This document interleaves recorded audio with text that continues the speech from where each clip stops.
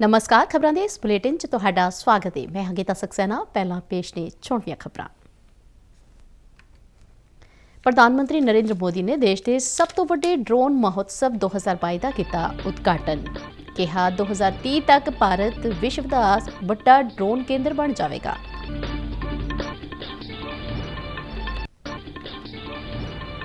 ਦੇਸ਼ ਦੇ ਪਹਿਲੇ ਪ੍ਰਧਾਨ ਮੰਤਰੀ ਪੰਡਿਤ ਜਵਾਹਰ ਲਾਲ ਨਹਿਰੂ ਨੂੰ ਉਨ੍ਹਾਂ ਦੀ ਬਰਸੀ ਤੇ ਨਿੱਘੀਆਂ ਸ਼ਰਧਾਂਜਲੀਆਂ।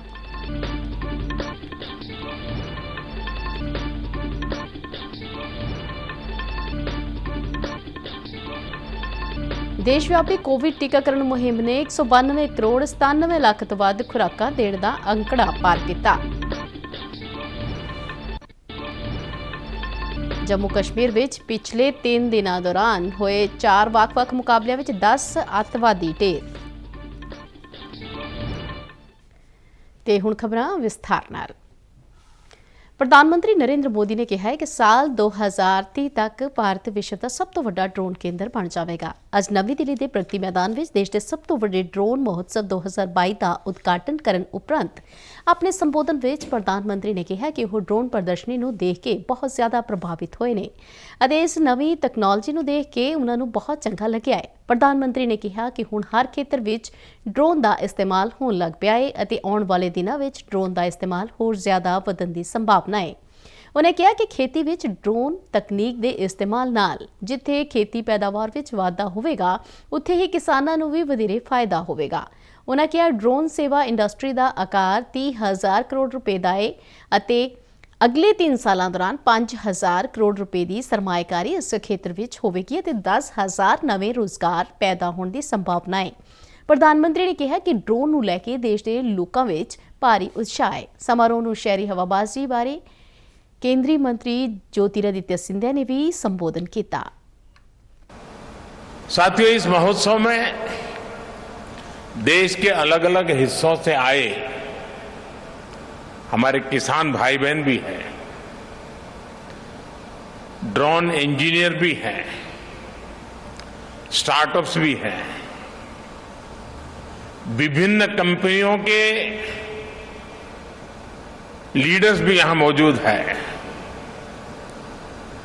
और 2 दिनों में यहां हजारों लोग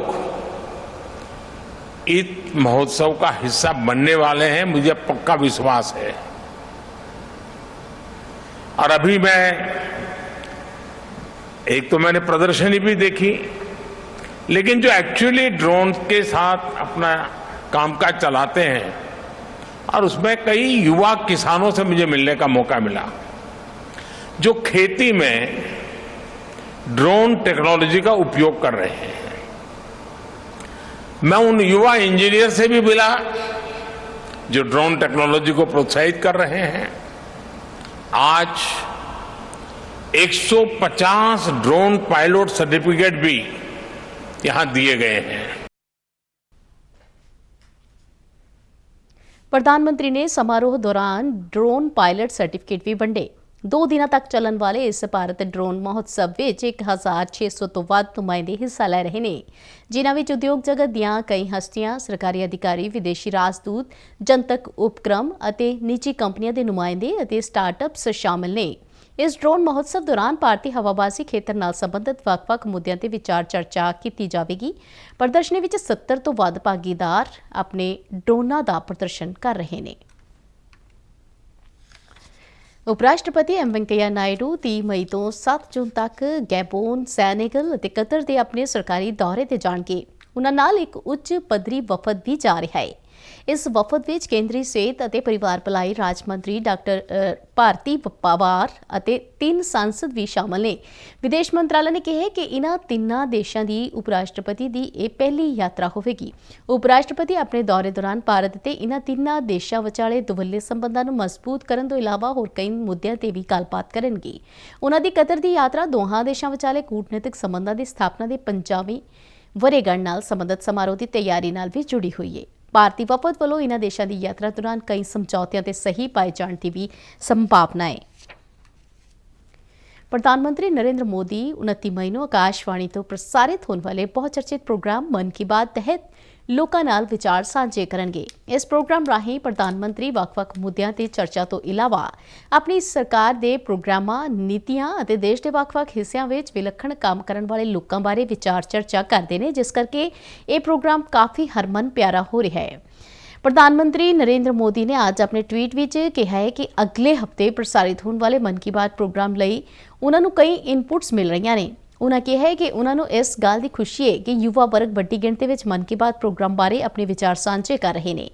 ਪ੍ਰਧਾਨ ਮੰਤਰੀ ਨੇ ਟਵੀਟ ਰਾਹੀਂ ਪਿਛਲੇ ਮਹੀਨੇ ਦੇ ਮਨ ਕੀ ਬਾਤ ਪ੍ਰੋਗਰਾਮ ਵਿੱਚ ਸ਼ਾਮਲ ਕੀਤੇ ਗਏ ਵਿਸ਼ਿਆਂ ਤੇ ਦਿਲਚਸਪ ਲੇਖਾਂ ਬਾਰੇ ਇੱਕ ਲਿੰਕ ਵੀ ਸਾਂਝਾ ਕੀਤਾ।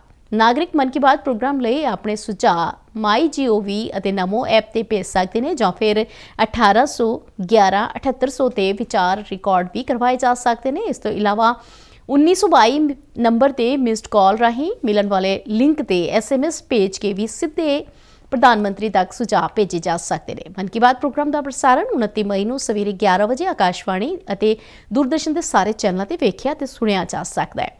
ਹਿੰਦੀ ਵਿੱਚ ਇਸ ਦੇ ਪ੍ਰਸਾਰਣ ਦੇ ਤੁਰੰਤ ਬਾਅਦ ਦਰਸ਼ਕ ਖੇਤਰੀ ਭਾਸ਼ਾਵਾਂ ਵਿੱਚ ਮਨ ਕੀ ਬਾਤ ਪ੍ਰੋਗਰਾਮ ਦੇਖ ਸਕਦੇ ਨੇ। ਡੀਡੀ ਪੰਜਾਬੀ ਤੇ ਮਨ ਕੀ ਬਾਤ ਪ੍ਰੋਗਰਾਮ ਦਾ ਪੰਜਾਬੀ ਰੂਪਾਂਤਰ ਉਸੇ ਦਿਨ ਰਾਤ 8 ਵਜੇ ਪ੍ਰਸਾਰਿਤ ਹੋਵੇਗਾ। ਦੇਸ਼ ਦੇ ਪਹਿਲੇ ਪ੍ਰਧਾਨ ਮੰਤਰੀ ਜਵਾਹਰ ਲਾਲ ਨਹਿਰੂ ਦੀ ਬਰਸੀ ਤੇ ਦੇਸ਼ ਵਾਸੀਆਂ ਨੇ ਅੱਜ ਉਹਨਾਂ ਨੂੰ ਭਾਵਭਿੰਨੀ ਸ਼ਰਧਾਂਜਲੀ ਦਿੱਤੀ। ਪ੍ਰਧਾਨ ਮੰਤਰੀ ਨਰਿੰਦਰ ਮੋਦੀ ਨੇ ਆਪਣੇ ਇੱਕ ਟਵੀਟ ਵਿੱਚ ਪੰਡਿਤ ਨਹਿਰੂ ਨੂੰ ਸ਼ਰਧਾਂਜਲੀ ਭੇਟ ਕੀਤੀ। ਕਾਂਗਰਸ ਪਾਰਟੀ ਦੀ ਪ੍ਰਧਾਨ ਸੋਨੀਆ ਗਾਂਧੀ ਅਤੇ ਪਾਰਟੀ ਦੇ ਹੋਰ ਸੀਨੀਅਰ ਨੇਤਾਵਾਂ ਨੇ ਪੰਡਿਤ ਨਹਿਰੂ ਨੂੰ ਉਹਨਾਂ ਦੀ ਸ਼ਾਂਤੀ ਵਨ ਵਿਖੇ ਸਥਿਤ ਯਾਦਗਾਰ ਤੇ ਫੁੱਲ ਮਾਲਾਵਾਂ ਚੜਾ ਕੇ ਉਹਨਾਂ ਨੂੰ ਸ਼ਰਧਾਂਜਲੀ ਭੇਟ ਕੀਤੀ। ਕੋਵਿਡ-19 ਮਹਾਮਾਰੀ ਵਿਰੁੱਧ ਭਾਰਤ ਵਿੱਚ ਸ਼ੁਰੂ ਕੀਤੀ ਗਈ ਦੇਸ਼ ਵਿਆਪੀ ਟੀਕਾਕਰਨ ਮੁਹਿੰਮ ਨੇ 192 ਕਰੋੜ 97 ਲੱਖ ਤੋਂ ਵੱਧ ਟੀਕੇ ਦੀਆਂ ਖੁਰਾਕਾਂ ਦੇਣ ਦਾ ਅੰਕੜਾ ਪਾਰ ਕਰ ਲਿਆ ਹੈ। ਬੀਤੇ 24 ਘੰਟਿਆਂ ਦੌਰਾਨ 14.41 ਲੱਖ ਤੋਂ ਵੱਧ ਟੀਕਾ ਖੁਰਾਕਾਂ ਦਿੱਤੀਆਂ ਗਈਆਂ। ਕੇਂਦਰੀ ਸਿਹਤ ਅਤੇ ਪਰਿਵਾਰ ਭਲਾਈ ਮੰਤਰਾਲਾ ਨੇ ਦੱਸਿਆ ਕਿ 12 ਤੋਂ 14 ਸਾਲ ਦੀ ਉਮਰ ਵਰਗ ਦੇ 4 ਕਰੋੜ 88 ਲੱਖ ਤੋਂ ਵੱਧ ਬੱਚਿਆਂ ਨੂੰ ਇਹ ਖੁਰਾਕਾਂ ਦਿੱਤੀਆਂ ਜਾ ਚੁੱਕੀਆਂ ਨੇ।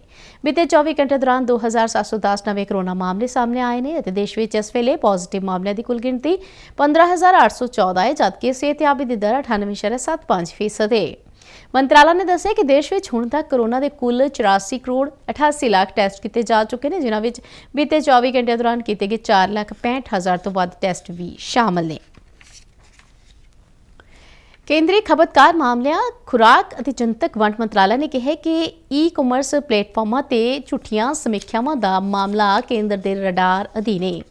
ਖਪਤਕਾਰ ਮਾਮਲਿਆਂ ਦਾ ਵਿਭਾਗ ਅੱਜ ਈ-ਕਾਮਰਸ ਪਲੇਟਫਾਰਮਾਂ ਤੇ ਜਾਲੀ ਸਮੀਖਿਆਵਾਂ ਦੀ ਤੀਬਰਤਾ ਦਾ ਪਤਾ ਲਗਾਉਣ ਲਈ ਵੱਖ-ਵੱਖ ਹਿੱਸੇਦਾਰਾਂ ਨਾਲ ਇੱਕ ਵਰਚੁਅਲ ਮੀਟਿੰਗ ਕਰੇਗਾ, ਜੋ ਕਿ ਖਪਤਕਾਰਾਂ ਨੂੰ ਆਨਲਾਈਨ ਸੇਵਾਵਾਂ ਜਾਂ ਉਤਪਾਦਾਂ ਨੂੰ ਖਰੀਦਣ ਲਈ ਗੁੰਮਰਾਹ ਕਰਦੇ ਨੇ ਅਤੇ ਇਹਨਾਂ ਲਈ ਇੱਕ ਰੋਡ ਮੈਪ ਤਿਆਰ ਕਰਦੇ ਨੇ। ਇਹ ਚਰਚਾ ਵਿਆਪਕ ਤੌਰ ਤੇ ਖਪਤਕਾਰਾਂ ਤੇ ਪੈਣ ਵਾਲੇ ਜਾਲੀ ਅਤੇ ਗੁੰਮਰਾਹਕੁਨ ਸਮੀਖਿਆਵਾਂ ਦੇ ਪ੍ਰਭਾਵ ਨੂੰ ਰੋਕਣ ਲਈ ਚੁੱਕੇ ਜਾਣ ਵਾਲੇ ਕਦਮਾਂ ਤੇ ਆਧਾਰਿਤ ਹੋਵੇਗੀ। ਖਪਤਕਾਰ ਮਾਮਲਿਆਂ ਬਾਰੇ ਵਿਭਾਗ ਦੇ ਸਕੱਤਰ ਰੋਹਿਤ ਕੁਮਾਰ ਸਿੰਘ ਨੇ ਇਸ ਮੀਟਿੰਗ ਵਿੱਚ ਹਿੱਸਾ ਲੈਣ ਲਈ ਕਈ ਈ-ਕਾਮਰਸ ਕੰਪਨੀਆਂ ਨੂੰ ਪੱਤਰ ਲਿਖਿਆ ਹੈ। ਦੇਸ਼ ਦੇ ਬੁਨਿਆਦੀ ਢਾਂਚੇ ਨੂੰ ਹੁਲਾਰਾ ਦੇਣ ਲਈ ਪ੍ਰਧਾਨ ਮੰਤਰੀ ਨਰਿੰਦਰ ਮੋਦੀ ਨੇ ਚੇਨਈ ਵਿੱਚ ਇੱਕ ਸਮਾਗਮ ਦੌਰਾਨ 28,540 ਕਰੋੜ ਰੁਪਏ ਦੇ 6 ਮੁੱਖ ਪ੍ਰੋਜੈਕਟਾਂ ਦਾ ਨੀਂਹ ਪੱਥਰ ਰੱਖਿਆ। ਇਸ ਮੌਕੇ ਉਹਨਾਂ ਨੇ 2,960 ਕਰੋੜ ਰੁਪਏ ਦੀ ਲਾਗਤ ਨਾਲ ਮੁਕੰਮਲ ਕੀਤੇ ਗਏ 5 ਪ੍ਰੋਜੈਕਟ ਵੀ ਰਾਸ਼ਟਰ ਨੂੰ ਸਮਰਪਿਤ ਕੀਤੇ। ਇਹਨਾਂ ਸਾਰੇ 11 ਪ੍ਰੋਜੈਕਟਾਂ ਦੀ ਕੁੱਲ ਲਾਗਤ 31,500 ਕਰੋੜ ਰੁਪਏ ਹੈ।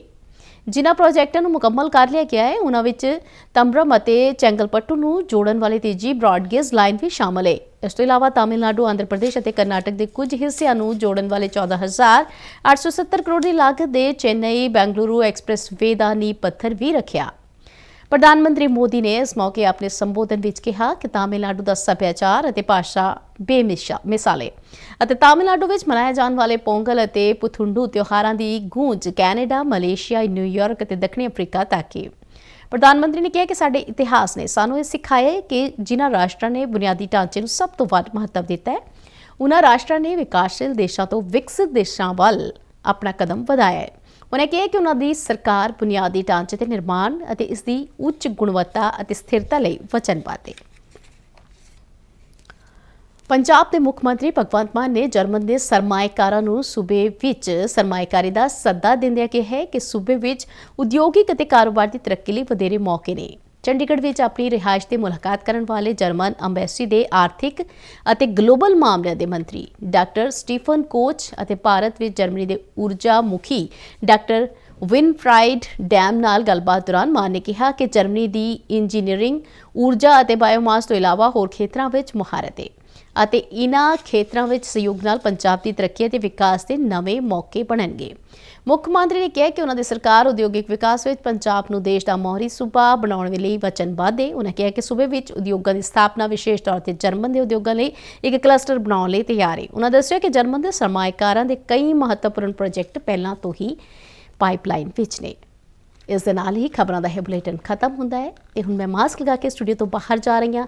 ਤੁਸੀਂ ਵੀ ਘਰੋਂ ਬਾਹਰ ਨਿਕਲਣ ਲੱਗਿਆ ਮਾਸਕ ਜ਼ਰੂਰ ਲਗਾ ਕੇ ਜਾਓ। ਇਜਾਜ਼ਤ ਦਿਓ। ਨਮਸਕਾਰ।